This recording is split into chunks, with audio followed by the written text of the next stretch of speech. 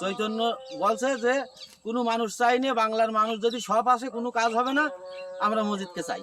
চুয়াডাঙ্গার জীবননগরে স্বর্ণ আত্মসাতের মূল হোতা মজিদের গোমর ফাঁস। তৎকালীন পুলিশের সাথে মিলে ভাগ বাটোয়ারা করেন 50 পিস স্বর্ণের বার। ডিবি পুলিশের স্টিকার লাগানো গাড়িতে হাতানো হয় স্বর্ণ। জড়িত এসআই নাহিরুল ও ওসি সোলাইমান।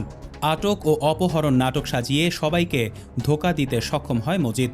বিস্তারিত দেখুন চুয়াডাঙ্গার জীবননগর থেকে সোহানুর রহমানের পাঠানো 5 পর্বের ধারাবাহিক অনুসন্ধানী প্রতিবেদনের 2য় পর্বে। অতি চালাকের গলায় দড়ি। প্রচলিত এই প্রবাদটিকে বৃদ্ধাঙ্গুলি দেখিয়ে গোটা দেশকে বোকা বানাতে চেয়েছিল চুয়াডাঙ্গার জীবননগর সীমান্তের চিহ্নিত চোরাকারবারি মজিদ সরকার। কিন্তু অনুসন্ধানী সাংবাদিকতার তীক্ষ্ণ চোখের সামনে তাসের ঘরের মতো ভেঙে পড়েছে তার সাজানো অপরাধের সাম্রাজ্য। 12 কোটি টাকা মূল্যের 50 পিস স্বর্ণের বার নিজেরই আপন ভাইপো স্বপনকে দিয়ে গায়েব করায় এই মাফিয়া। স্বর্ণ লোপাটের পরপরই গোয়ালপাড়া বাজার থেকে অদৃশ্য হয়ে যায় স্বপন। সেই স্বপন কি আদৌ বেঁচে আছে নাকি বিলাসী আত্মগোপনে? এমন প্রশ্ন যখন জনমনে, ঠিক তখনই প্রকাশ্যে আসে সীমান্তরক্ষী বাহিনী ও পুলিশকে পকেটে পুরে মজিদের সাজানো নাটকের নতুন চিত্রনাট্য। ডিবির লোগো লাগানো মাইক্রোবাসে স্বপনকে সোজা নবীনগরে মজিদের এক সহযোগীর বাড়িতে নিয়ে গিয়ে সাভার ও নবীনগর থেকে ভাগ বাটোয়ারা করা হয় ওই বিপুল পরিমাণ স্বর্ণ। আর এই অনৈতিক সাম্রাজ্যের পেছনে মূল নিরাপত্তার ছাতা হিসেবে দাঁড়িয়েছিল তৎকালীন জেলা গোয়েন্দা শাখার চরম দুর্নীতিবাজ কর্মকর্তা এসআই নাহিরুল। নিজের বাড়িতে শীর্ষ স্বর্ণ ও মাদক পাচারকারী মজিদকে আশ্রয় দিয়ে সে প্রমাণ করেছে আইন রক্ষক নিজেই এখন অপরাধের সবচেয়ে বড় রক্ষক।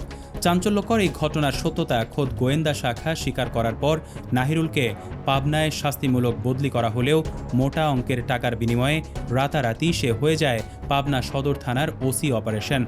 এমন অলৌকিক উত্থান পুরো পুলিশ বাহিনীর ভেতরেই এক বিরাট প্রশ্নচিহ্ন এঁকে দিয়েছে। বর্তমানে জীবননগর থানার বর্তমান ওসি সোলাইমান শেখ বিতর্কিত এসআই শাহিন আলম ও এসআই হাসানকে সাথে নিয়ে মজিদ সরকার সীমান্তের 90% অপরাধ জগৎ পরিচালনা করছে যৌথভাবে। কার নামে মামলা হবে, কার বাড়িতে গভীর রাতে অভিযান চলবে, সব সিদ্ধান্ত হয় থানার বাইরে চোরা কারবারির বৈঠকখানায় বসে। পাওনা টাকা ফেরত চাওয়ায় সাধারণ মানুষকে মাদক মামলায় ফাঁসিয়ে জেল খাটানো হচ্ছে এই সিন্ডিকেটের ইশারায়।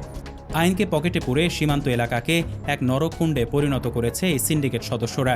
সীমান্ত এলাকার মানুষ আজ দাবি তুলছে অবিলম্বে এই চিহ্নিত মাফিয়া মজিদ এবং তার দোসর দুর্নীতিবাজ পুলিশ কর্মকর্তাদের গ্রেফতার করে কঠোরতম দৃষ্টান্তমূলক শাস্তি নিশ্চিত করতে হবে।